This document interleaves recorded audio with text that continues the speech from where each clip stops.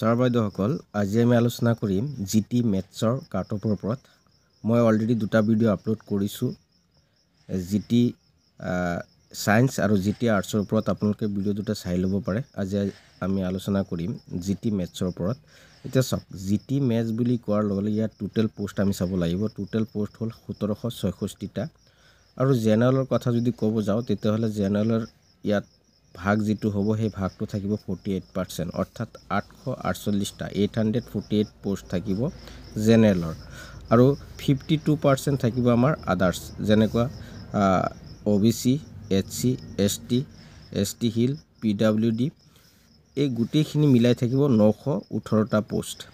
এতিয়া চাওক, GT maths বুলি ক'লে ইয়াত কাট অফটো আমি ভবাতকৈ বহু কম যাব, কিয়নো ইয়াত কিছুমান কণ্ডিশ্যন দিয়া আছিলে এডভাৰটাইজমেণ্টৰ সময়ত। আৰু ইয়াৰ পিছত যি দেখা গৈছে বা খবৰ লৈ যি দেখা পাইছোঁ মই, যে সেই যিটো ক্ৰাইটেৰিয়া আছিল ক্ৰাইটেৰিয়াৰ মতে বহু সংখ্যক ষ্টুডেণ্ট নপঢ়িব বা তেওঁলোকে বাদ পৰিব পাৰে। বাদ পৰিব বুলি কোৱা নাই মই, বাদ পৰিব পাৰে বুলি কৈছোঁ।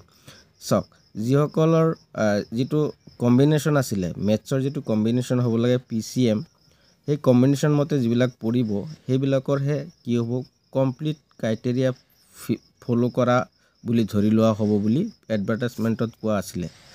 মোৰ লগৰ কেইজনমানৰ পৰা মই খবৰ লৈছোঁ বা তেওঁলোকৰ হতুৱাই মই খবৰ কৰাত মই দেখা পাইছোঁ বা শুনা পাইছোঁ যে বহু সংখ্যক জিটি মেথছৰ কেণ্ডিডেট আছে যিসকলৰ ষ্টেটিক্স আছিলে, জিঅ'গ্ৰাফী আছিলে কিছু সংখ্যকৰ। গতিকে তেনেকুৱা ষ্টুডেণ্টবিলাক হয়তো এইটো কাউণ্টত নাহিবও পাৰে বা তেওঁলোকৰ ইলিজিবিলিটি থকা বুলি চৰকাৰে গ্ৰহণ নকৰিবও পাৰে। আৰু যদি তেনেকুৱা হৈ যায় তেতিয়াহ'লে আমি ভবাতকৈ জিটি মেথছত কাট অফ একেবাৰে কম যাব। তথাপি মই এটা কাট অফ দিছোঁ, আৰু এই কাট অফৰ ভিতৰত যিসকলৰ মাৰ্ক আছে তেওঁলোকে 100% তেওঁলোকে ছেফ বুলি ধৰি ল'ব পাৰিব। গতিকে জেনেৰেলৰ কাট অফ হ'ল 47ৰ পৰা 55, OBCৰ 45ৰ পৰা 50, SC 42ৰ পৰা 45, ST 38ৰ পৰা 40, ST হিলছৰ 35ৰ পৰা 38, এনেকুৱা ধৰণৰ হ'ব।